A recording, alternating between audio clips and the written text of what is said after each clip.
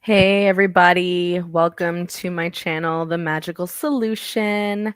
We are out here Tuesday night for our book club, and I'm excited to be hanging out with everyone tonight. Hey TikTok, hey YouTube, hey Facebook, hey LinkedIn, all the places, all the things. Instagram. So I'm really excited to see everyone. I am just currently trying to pull out my book. I don't know where it decided to just not be in the file that it's normally in. So I am currently looking for my book. But overall, how is everyone doing tonight? Thank you so much for stopping by. Let me know how you're feeling, how you're doing, where you're watching from, right? Oh man. Okay, let's see. So we have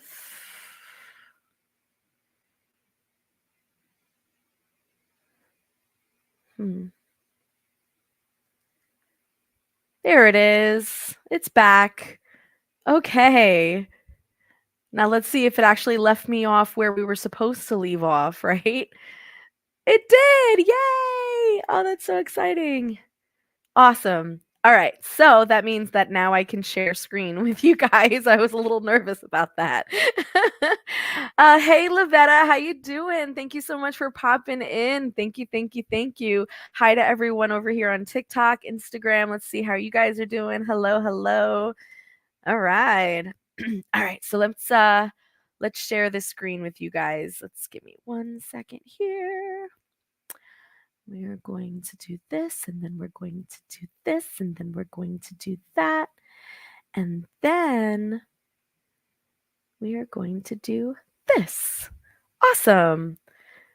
All right. Give me a thumbs up if you guys can see the text from where you are. Now, those of you who are on TikTok, first of all, thank you so much for coming on. But the not so great news is that you won't be able to see what it is that I'm reading. So if you actually want to see the text and read along with us, please go over to my YouTube channel at The Magical Solution.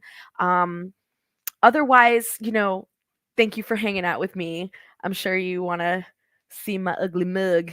All right, we are on chapter 13 of the book entitled The Harmonial Philosophy by Andrew Jackson Davis. All right, so this book is a compendium, if you will, of all of his works, and it's supposed to sort of break down the major metaphysical concepts that were pulled from all his writings. And then, at the footnotes, the author kind of discusses, where he gets these ideas from and what were his influences and what was happening around the time, or what he actually meant by X, Y, and Z, etc. So every Tuesday, 7 p.m. Eastern Standard Time, we get together and we try and read as much as we can in 45 minutes. And then in the last 15 minutes, I take all of your questions. Now, during the 45-minute read, I'm also interjecting, my thoughts and my interpretations of the text to help better bring these sort of very dry, very outdated concepts into a more current understanding of the texts. All right, so let's get to it. We are on chapter 13. Now, mind you, those of you who are joining me for the first time, hey, I'm Leilani of The Magical Solution. But if you're joining me for the first time for this book club, please, please, please do not feel like you need any kind of prerequisite to be here. Just because we're on chapter 13 of this book does not mean you can pop in and feel completely clueless. That's the whole point of us reading together, so that I keep you kind of engaged, but also to treat each of these chapters and each of these texts as something unique in and of itself, and also tying it back to the original source. That's kind of my goal as your guide during this thing. All right, so let's get to it. So chapter 13 is entitled The Spiritual body. Now, if you guys have questions throughout the entire read, just pump them into the comments section. I will go back and review them, okay?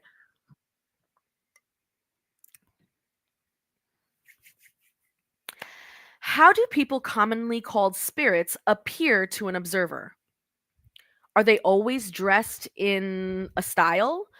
Uh, do they eat? If so, what is their food? How do they perform their various functions, and do they bear children? These are reoccurring questions. In the progression of nature from the lowest living substance to the most complex organization of man, everything follows the principle of evolution.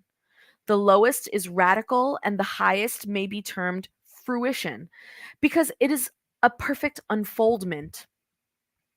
In the germ, or protoplasm, as it is called by Huxley, are deposited the properties and potencies necessary for the development of each particular organism. The visible process is that of progressive development, and this principle is immortal. It is the mode of action throughout eternal spheres, and it gives true explanations concerning the body of the spirit and its appearance in the Summerland. Now, mind you, Andrew Jackson Davis was a spiritualist in America, and spiritualists at that time did believe in sort of like an afterlife that was similar to heaven, but didn't have these very dualistic good and evil thoughts, but instead was a place of continued learning. And that place he entitled the Summerland, right?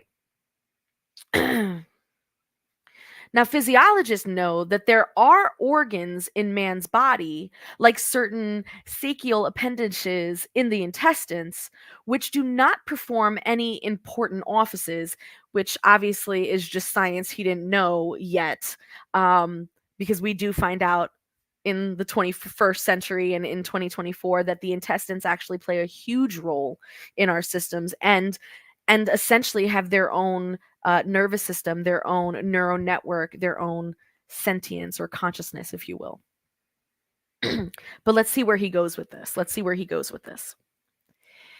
They are remnants of a lower stage through which mankind has passed, and a time will come when, by operations of evolutionary law, such parts of the human form will cease to be.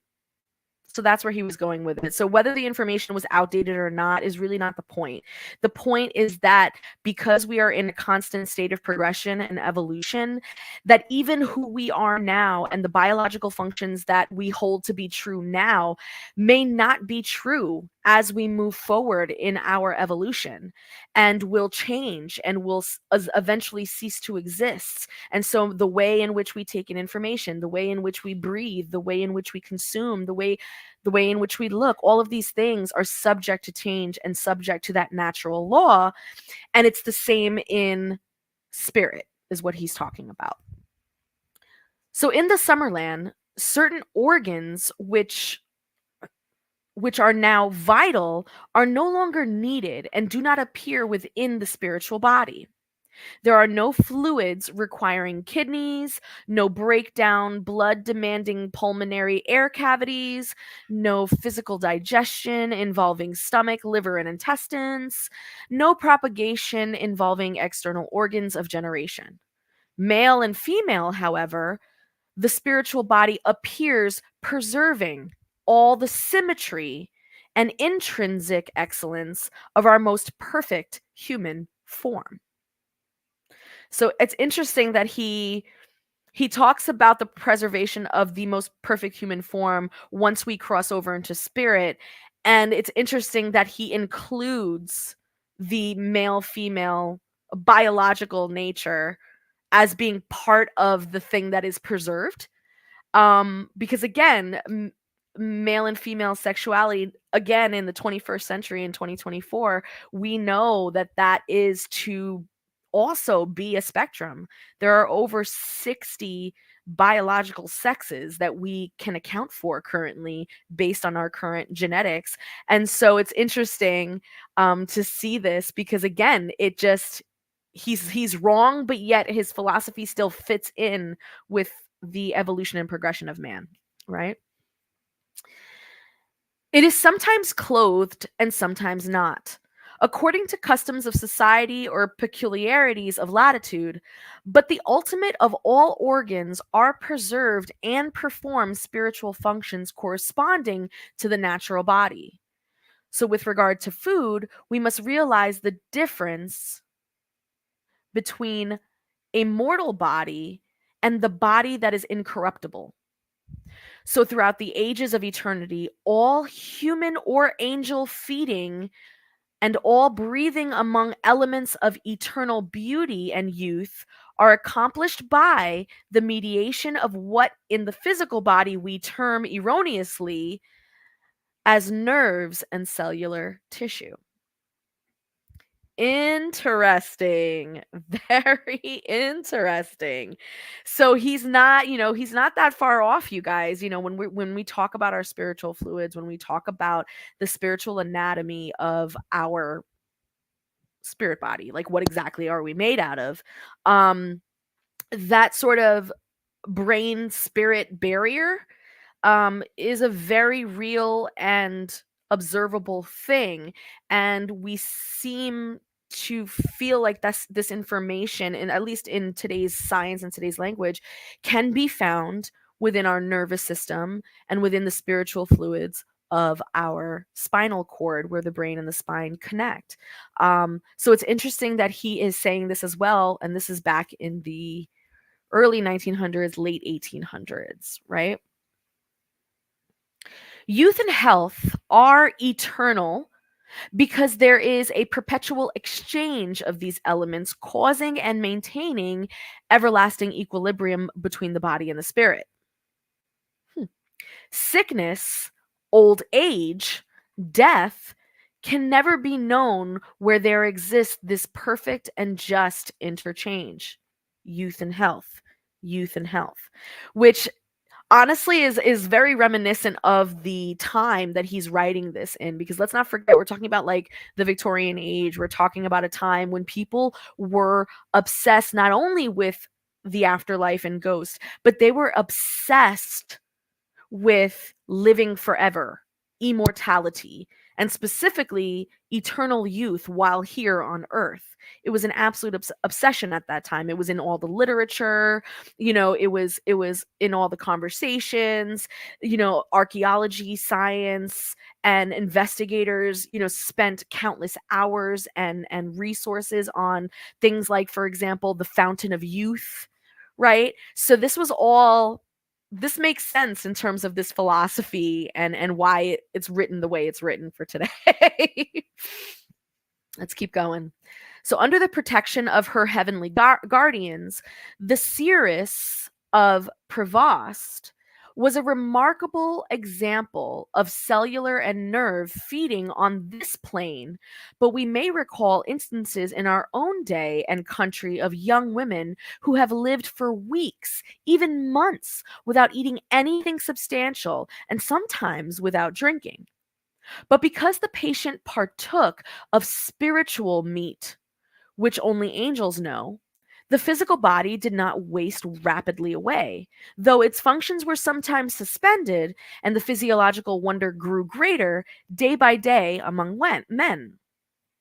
The physical body is designed to gather the imponderables and make and prepare an imperishable body for the spirit. That's a bold claim. That's a bold claim. That's a bold claim. So he's talking. So the previous example that he gave was about a patient that he was observing, and so this patient, according to what she had gone through, which was several weeks and months without proper food, but because she was praying over the things that she did consume, and she was taking in what we would call today magnetized waters and things like that, she was able to sustain.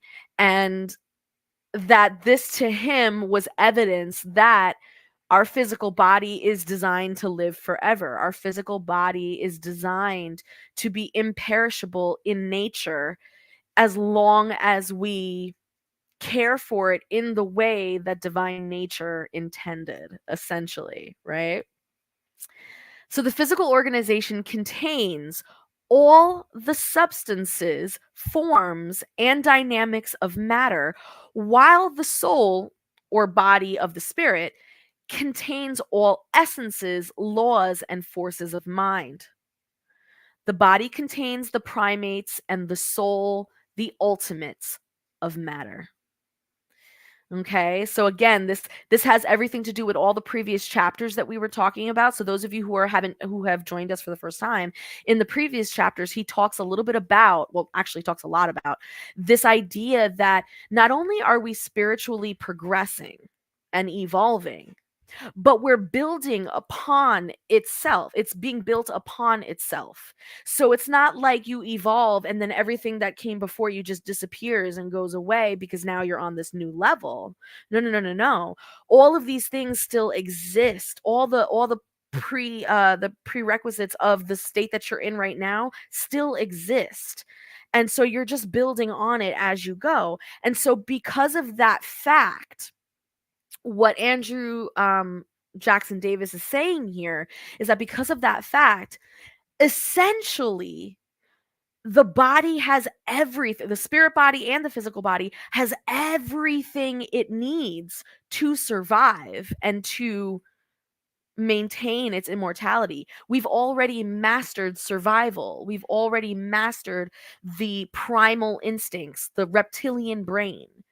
We've already mastered technology and building and learning how to do certain things and measurement of time and space, you know? And now we're mastering the spirit and understanding how our mind, emotions, and spirit are interchanging with this universe, interdependent with this universe that we're in.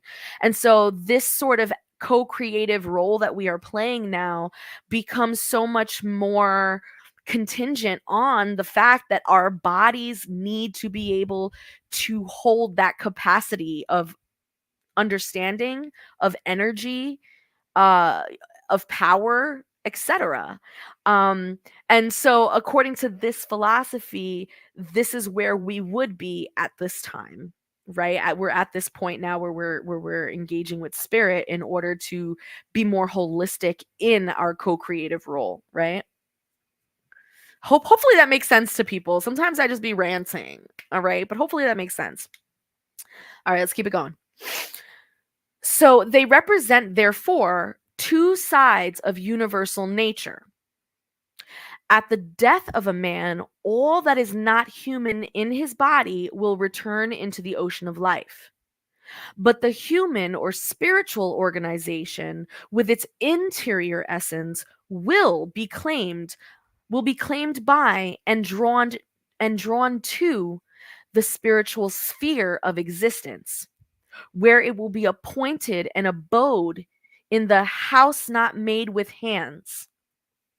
The soul is a superior corporal organism out of which inwrought essences and integral forces may enter into admirable, harmonious uses. It is the recipient of an inexhaustible fountain, springing up into everlasting life, the outer garment and permanent form surrounding the eternal spirit. The body does not make and concentrate the essence of which the spirit is composed, but it is desirable to repeat, gives permanent form to the soul, or spiritual body, if you will, which encases the immortal image. The soul structure, which covers the spirit, is the masterpiece of the physical organization, even as the palatable and ponderable body is the masterpiece of organic matter.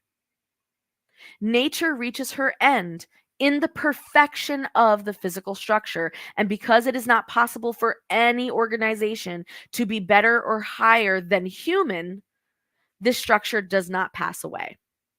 So here is where a lot of us modern day spiritualists take a lot of we want to throw hands with some of these original spiritualists, some of the founders of this, because um again, it's being written at a time where it was very, very like human egocentric, right? Like the human man, and specifically the white man, right, was the epitome of perfection in nature. We had mastered all the other elements of nature, so we are at the top of this food chain, which now gives us the burden, if you will, the burden, but not necessarily a burden, gives us the responsibility to be caretakers not only of nature, but to the souls that encompass nature, to the actual soul of nature. And when you have this sort of mindset, it's it's kind of fucked up, because again, we're talking about, animals, we're talking about, plants, and just wildlife in general, as something that, yeah, sure, it has a soul. Yeah, sure, it's like sentient in that it like is alive, but they can't do math, and they can't like think like we do. So like they're not conscious beings, and so therefore they're lesser than us. And so like you guys already know, you've seen my previous um book club videos where I just like can't stand this mindset. But this is where this is coming from, and yet again it kind of emphasizes this idea that because we are the perfection of physical nature, now we're being looked at, like our bodies and our spirit are being looked at as also being the best it can be in comparison, which is ableist, right?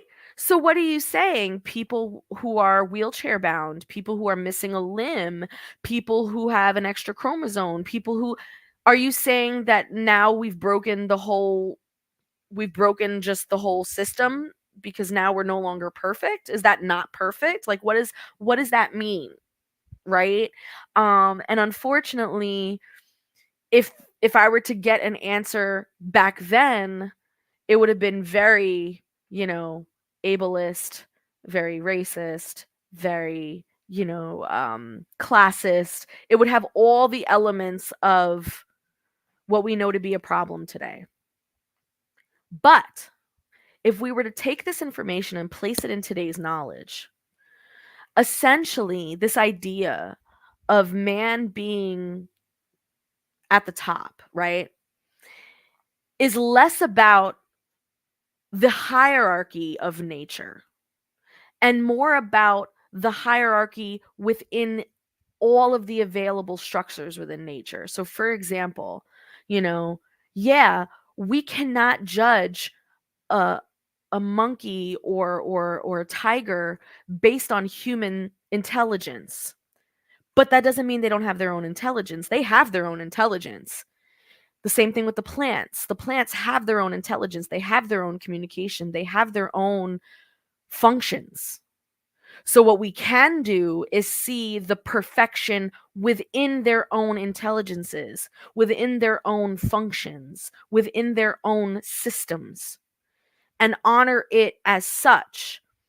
Not comparing the individual systems, but understanding that within their specific one, they reign supreme.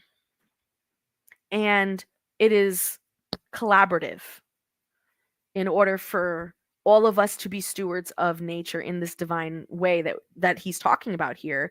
It would mean that everyone would have to be the best that they could be within their system, right? So if you are someone who is in a wheelchair, or you are someone who has a disability or has this or has that, does not make you imperfect. That makes you perfect for the system that you're in, for whatever you were born into. Now it's, how can you show up as the best version of yourself within that system? And that's what's being asked of the spirit here. That's what's being expressed as being something that can be immortal and can be immortalized and can essentially be taken into the spirit realm as part of that perfect organism. Does that make sense? Please tell me that makes sense. Give me a comment, because I just be going off, please. All right, let's keep it going.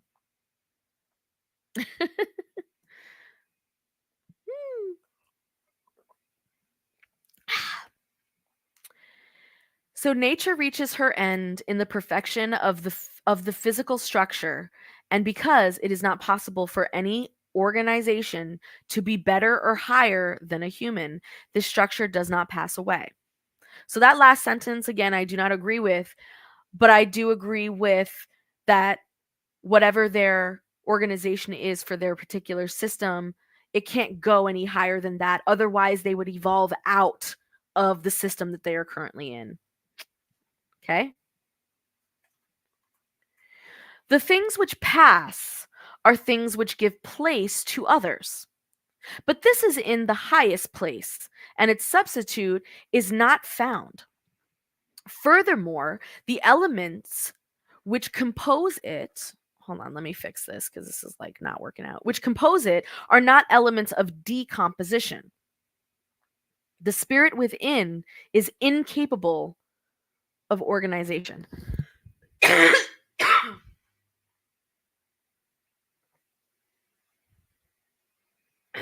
Excuse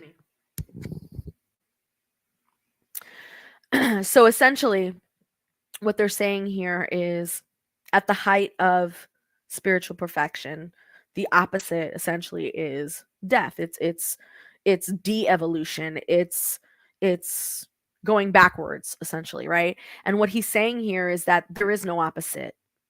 When you're on this type of path, there is no such thing as going backwards, because once you've mastered a particular thing, and or once once you learn something, and once you know of something, it can't be unlearned. It can't be unknown again by you specifically. You can pretend like you don't remember what happened. You could pretend like you forgot. But the truth of the matter is that once you learn something, once something is said to you, once something is heard, once something, it cannot be unheard. And so it adds to the evolutionary process. And that goes in obviously with all areas. And so essentially, this idea of death and decomposition is completely, it's impossible, or at least it should be within this framework. And by the same token, right, for something to decompose, for something to die, means that it is incapable of reorganizing or organizing. And that's just not the case, because all things in nature are seeking organization. All things in nature are seeking order out of chaos. All things in nature are seeking perfection, growth, progression, evolution. And so with that mindset, this idea of decomposition, this idea of death should not even be in your mental, according to this philosophy. That's pretty dope. I could vibe with that. I could vibe with that. I could vibe with that. So it has not been created and cannot be destroyed, essentially, right? And as the amoral body through which the imperishable and impersonal combination of principles expresses itself is made and perfected by the physical body which man now wears, he is every day and every moment refining material for that body which he will wear eternally in the worlds beyond. All this wonderful preparation is accomplished by the water he drinks, the food he eats, the air he breathes, and the thoughts he thinks, and the works and deeds that he performs. Ooh. Okay. Okay. The cloth manufacturer procures appropriate materials with which to fashion his fabric, and the manufacturer of the physical body procures the proper substances with which to build up the physical constitution. Thus, the body of the spirit is material and yet is unlike visible matter, being the last degree of material refinement. So, to sum it up, the term soul is used to express that fine, impalpable, most immaterial body, which clothes the spirit from the moment of death to all eternity. The soul in this life is composed of all the magnetisms, electricities, forces, and vital principles which, in more general terms, are called life, motion, sensation, and instinct. The term spirit is used to signify the centermost principle of man's existence, the divine energy, or life of the soul of nature. In yet other language, soul is the life of the outer body, and spirit is the life of the soul. So after physical death, the soul, or life of the natural body, becomes the form or body of the eternal spirit. Hence, in the second sphere, the spirit is surrounded by the physical imperfections of the soul. But the soul is ultimately purified by this spirit, which is king. The soul is chemically related to the body by means of vital electricity, and the spirit is chemically related to the soul by means of vital magnetism. You hear that? Right? So he spoke about magnetism, electricity, motion. He spoke about all these things in the previous chapters, right? And we know that he got this information. He was influenced very, very much by Mesmer and a few other philosophers of the time. But what he is essentially saying here, right, is this magnetic force that's in the body and the electrical force that's in the body, both are scientifically proven to exist, are the chemical relationships, are the body soul spirit barrier. Okay? And so essentially when we cross over, whatever we perfected within our physical body, mental body, emotional body, and all that, whatever we perfected, whatever we elevated through thoughts, actions, words, all that, right? Whatever we perfected, we can then it crosses that barrier into the spirit realm and sticks with our soul body that is now on the other side. Whatever was not perfected within the body, mind, emotion, spirit, dies with the body. It stays behind with the decay and decomposition of the physical body. Does that make sense? Leave me a comment. Now, as someone who works with spirits of the dead and can actually see them, right? One of my specialties, one of the things that I'm known to work with are spirits of the mentally ill, right? So, going to psych wards, going into places where or dealing with loved ones of someone who passed away who was either mentally, physically, or both disabled, right? And what I find interesting about this chapter is that it speaks very truly to my observations. So when I see a spirit of the disabled, they are still disabled. When I see them, when I'm interacting with them, there is still a sort of a barrier there that is still imprinted on the soul, right? And so part of the job, part of working with spirits in this way, especially those types of spirits, is to break through those limitations. You can't tell someone who's developmentally disabled here in the physical world, "Oh, it's okay. Just tell yourself that you're not developmentally disabled anymore and you won't be." You can't do that. You can't do that. That's not a thing. That doesn't work. But in the spirit realm, it kind of does, because what they are holding on to is a physical, it's a material thing that had imprinted their spirit. But it's not, it doesn't have to imprint their spirit. You can purge that off. You can remove that. And so this usually comes in with essentially what is considered, spirit therapy, and, spending time with them, working with them, speaking with them, things like that. And using spirit guides as intercessors to speak to their spirit guides so that these individuals can understand what I'm saying intrinsically. They may not understand what I'm physically saying, kind of like when you're speaking to a spirit who's not from your country and doesn't speak your language, right? Even though you're speaking English to them and they're listening to you, when it's being translated in their head, it's being translated in their language, because their spirit guides are there to assist in that intermediary, to assist in that process.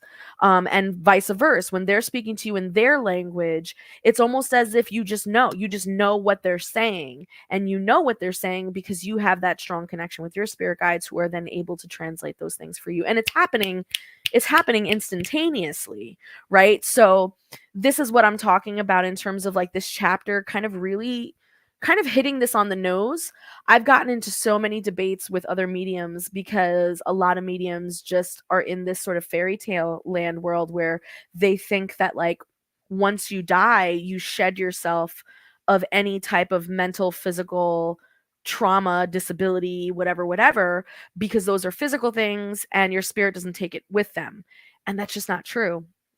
Those of us who are what we call, I mean, I'm Puerto Rican, and in my culture, the types of healers that do this kind of work, in addition to herbalism and all these other things, are what we call curanderas. And in our culture, we do believe that there are spirits who get imprinted, who get traumatized, who don't cross perfected and need to be worked out. Some of them may need soul retrievals. Some of them may need, therapy. Some of them may need exorcisms as a spirit, et cetera, et cetera, et cetera. So there are so many levels to this, and it's interesting because this is coming from a man who supposedly was never a medium, and a man who supposedly didn't get anything past like a 5th grade education. So yeah, pretty cool, pretty cool. So let's keep it going. Vital electricity belongs to the element of motion in the soul, and vital magnetism is an emanation of the soul, comparable to the aroma from the life of a rose. So, if a human being lives out the full measure of life, then the vital electricity imperceptibly loosens its hold and dissolves the relation so gradually that the spirit is not even conscious of death until after the change is all over, like the birth of an infant into this world. If, however, the change, meaning death, if, however, the change is forced and premature, the spirit is compelled to realize the fact, and also something of the unnatural shock which occasioned a death. In such cases, there is often a temporary suspension of all sensation, a sleep which may continue for days in the other world. In such cases, moreover, the soul body calls for further preparation before it can become the vehicle of the spirit. Hours and sometimes days are consumed in perfecting the work of this final organization. It's interesting that he's saying this too, because again, in my culture, when someone passes away, we hold very very important ceremonies immediately after they pass away, and that we hold it for a set number of days, for a set number of hours, with a set number of spiritualists, and we pray for the spirit's transition night and day, 24/7, only taking breaks to eat, sleep, and relieve ourselves. And we do this in shifts, and we, you know what I'm saying, are just in constant prayer and vigil for that spirit who just passed, to ensure, especially if they left in a traumatic way, and was jerked out of their body quickly.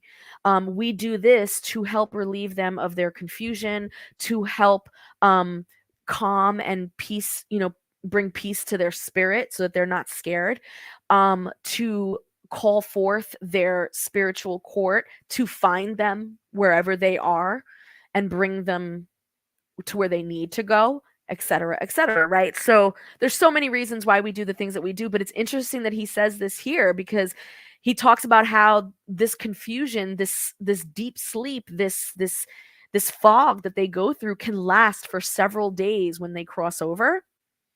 And it's interesting because in our culture, we require several days after they cross, because we know that that's a really tough transition period for them. What did I say? Okay, here we go. So while the beautiful process continues, the spirit does not feel anything in the sensuous order, but in all but in all intuition, memory, meditation, love. Its personality is not self-conscious until the new senses in the new body are completed, opened, and adopted to the use of the spirit. So, when, however, the death is natural, that is to say, it is the result of old age, the spirit is immediately clothed with its new body, and there is neither sleep nor suspension of identity. But it should be understood that violent deaths signify only the confusion of a moment, and there is hence no reason to fear. Destruction at the cannon's mouth. We should fear, rather, the moral disadvantages of accruing from a struggle in which the inspiration of universal freedom is not at once the mainspring and the end in view. Beautiful. Beautiful. So basically he's just in a nutshell, he basically said you don't need to fear death. You don't need to fear death because even if you are dramatically jerked out of your body or had a traumatic death or your death was a result of just something like super fucked up, you're only going to be dealing with a little bit of confusion for for that moment, regarding that moment, and that's it. It's not going to be a forever sentence. You're not going to be in the land of fog and confusion forever. Okay? Especially if you have people praying for you, especially if you've worked on your own moral, intellectual and all that growth. You have a better opportunity of utilizing your intuition, your memory, and your ability to meditate back when you were alive to get yourself out of this state. The people who really struggle with this are the ones who had these traumatic deaths, but also were really, kind of shitty people in life and did not do things for themselves or for their community and was very, like fucked up. Then you might see a situation where this person is now in a state of confusion for a very extended period of time. And that's less about the moral judgment. It has nothing to do with moral judgment and more about where their own moral compass and their own mental state is at the time of their death. So the likelihood that their mental state and their moral state is wonderful, having lived a life that we just described, is very unlikely. And so it would require people to pray for them. It would require a curandera to then go in and go get them and pull them out. It would require higher level elevated spirits to go down and get him and pull him out. Otherwise, yeah, we have seen cases where people like this stay in a state of confusion for a really, really long time. And it's kind of sad. It really is. All right, we have the last 45 minutes, but what I normally like to do is I like to read the not the cliff notes, the freaking footnotes. I like to read the footnotes of the chapter to help us get a better understanding of the text in which these things, this information is pulled from, and what was the mindset of Andrew Jackson Davis as he was writing these things. Like, what specifically was he talking about? Hey, goddess, what's up, Lucienne? How are you? So the first footnotes. So already the author's nitpicking at something. He's like, look, this is a spot where we see a lot of contradiction, right? So in other places and in terms which make any reconciliation impossible between the two statements. So he's going to be talking about um what was he talking about up here? Let me just make sure I know what I'm male and female. Yeah, okay, so this was the part that I was telling you guys about. Remember the part about like how like we're very man-centered and very like how is it that he's going to keep the gender as part of the perfect human, even though now we know that there's over 60, biological genders and stuff. So like that's pretty much what he was talking about here.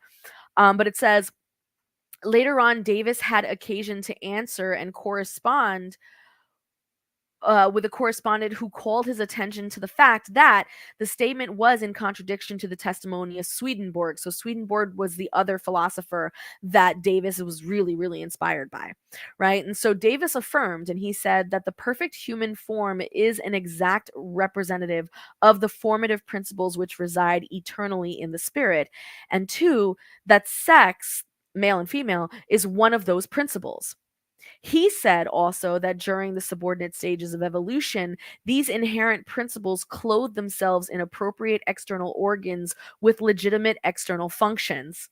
So here we go. He's making biological sex dependent upon the external organs, so the vagina and the penis. So he's saying that because we have only a vagina and a penis, that must mean that sex as a spiritual concept is a law, is an absolute, the law of gender, because it is being expressed in nature as an organ in the body. And because it's an organ in the body, it's and specifically an organ in the human body, it is of a perfected state, essentially, is what he's saying. So we can see already all of how like so wrong that is, right? I hope we see this, but again, this is where they're coming from, right? But when the individual rises into higher kingdoms of life, spiritual progress dominates the material, temporary parts derived from our animal procedures, and thus, at last, the most perfect form is reached as a spiritual ultimation. Right? So this comes from a writing entitled Views of Our Heavenly Home, right? So it seems to follow that these remarks that Davis reverses his former views, but he is meaning to maintain it. See, he misses the point also when he asks his correspondents whether the latter supposes that a man's teeth in the next world are made of lime. The question is not what they are made of, but whether a spiritual body possesses teeth, and why a spiritual body should be devoid of sexual organs and yet have those which are dental. The difficulty of Davis is, of course, the difficulty of his subject. If we follow analogy by assuming that the spiritual body corresponds to the natural, being an object extended in space, having a spiritual trunk and extremities, that analogy calls on us to go further in the logic of its own position, and we are compelled to suppose something corresponding, like our bowels, which functions belonging to these, right? So, like taking a shit, we have to take a shit. All living things consume, transmute, discard. All living things do this, right? So is that not divine then? So then does that mean that like when we pass over into spirit, we are still going to need to take a shit? Right? So that's really what this the author who compiled this all together, these are the types of questions that he's trying to ask Davis, because it seems to be very contradictory in thought, right? But if we renounce the analogy, we must have recourse to the purely metaphysical form of the soul, with all that follows in this theology. All right, the next footnote, it says here, that the food, this is regarding eating, right?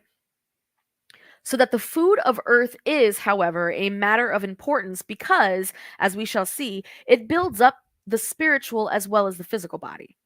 So the consequences of tobacco and alcoholic habits are mentioned elsewhere in this connection, and it is affirmed that the spirit body is permeated therewith. So the case of a paper maker is supposed who assumes it to matter nothing what is put into the composition before his article is manufactured. Hold on. The case of a paper maker is supposed who assumes it to matter nothing what is put into the composition before his article is manufactured. Okay, I got it. Okay, so the comment of Davis is that an artist cannot put any admixture of colors on his canvas because a good picture requires good colors. And it is the same with food of man. He is making a spiritual body from all that he eats, drinks, and breathes. So this comes from his morning lectures, right? Now, the illustrations offered have a course of no ground of comparison with the lesson which is sought to enforce, which comes from the great Harmonia, right? So essentially, ah, so essentially what he's trying to say is that in the same way that food and drink and air help the physical body, and we know this scientifically, we can't live without those three things. Again, this goes into that rule of, well, then does that mean that we as spirits also need to eat, drink, and breathe, since now we see that as a divine natural law of all living things, right? So that's the question. And the way that Davis expresses these things is that yes, essentially yes, but it's done in a different way due to the makeup of the spirit body. The spirit body, let's not forget, is more refined. It's lighter. It's, you know what I mean? And so essentially some things will be shed that are not of these lighter vibrations, and other things will continue but will look different based on that new evolutionary state. So the way in which you consume food may be that instead of you're eating a sandwich, now as a spirit, you consume energy from an object by standing close to it. I don't fucking know, right? Or maybe you're drinking of energy by, you know, carrying a little spirit straw. I don't know, bitches, but like the whole point is that it's different. Okay. All right. So now this distinction calls to be noted carefully as it constitutes an important difference between the psychology of the principles of nature, which is one of his texts, and the Great Harmonia, which is the other text of Davis, right? The earlier work in no place recognizes the soul as a psychic body enclosing an essence called the spirit.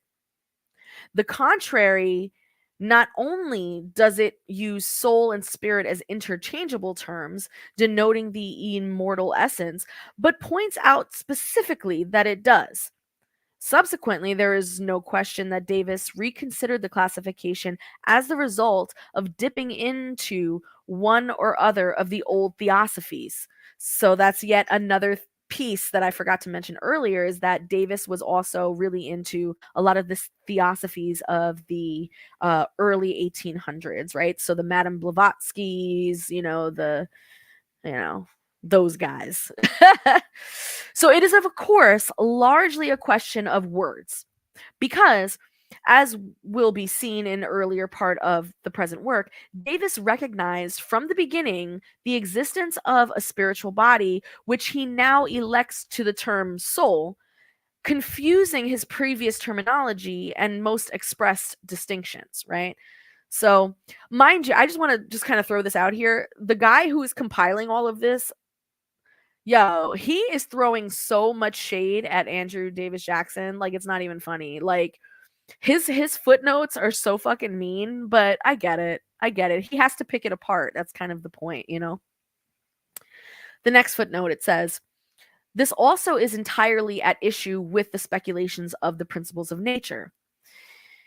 It is at issue, moreover, with that sentence which follows. Oh, I got to do one of these things really quick so that they know I'm not a robot. There we go. Okay. Sorry, guys. Sorry. Um,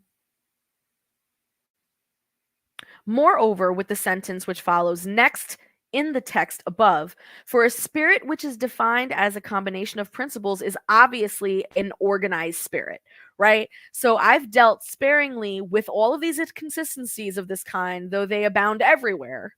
The reader will have understood long since that David not only began his intellectual and physical life as a person imperfectly educated, but he remained always a loose and inconsistent thinker, having an exceedingly ready flow of words, the strict sense of which he grasped in part only.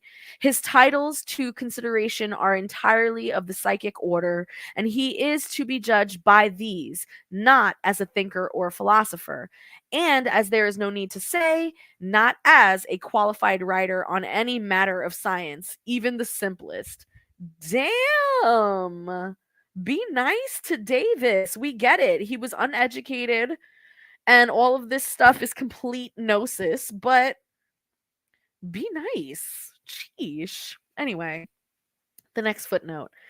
Had Davis been acquainted with the Eastern philosophies of the thought body, he would have given a fuller consideration to the last 2 points.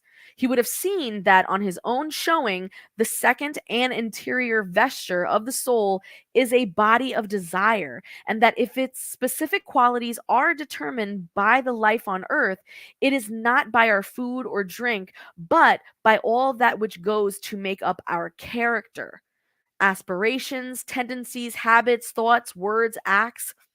I should add that the latter conception as a mere hypothetical possibility came into the mind of Davis, but he affirms categorically that man's spirit is clothed with a substantial form, having nothing to do with the ideas of which the life of the spirit is composed.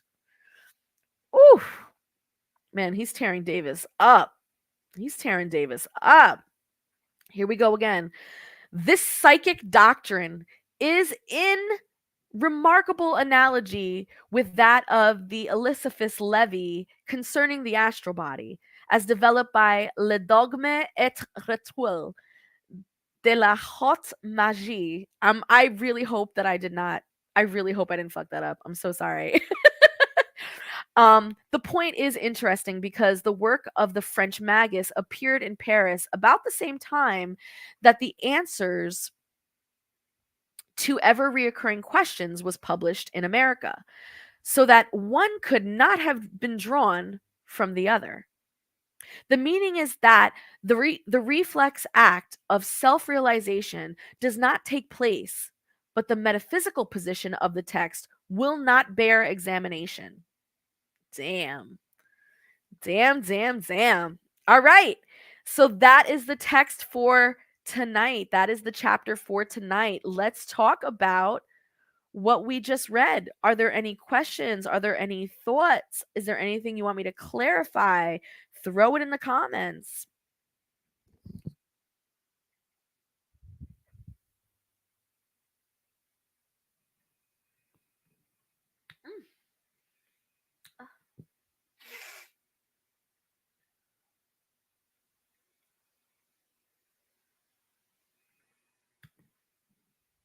All right.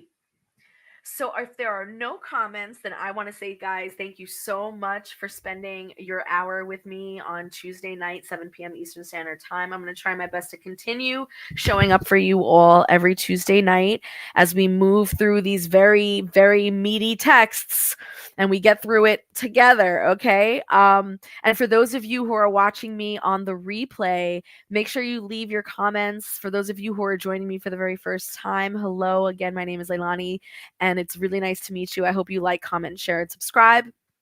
But most importantly, you guys, remember, this is how we grow. Have a good night, everybody.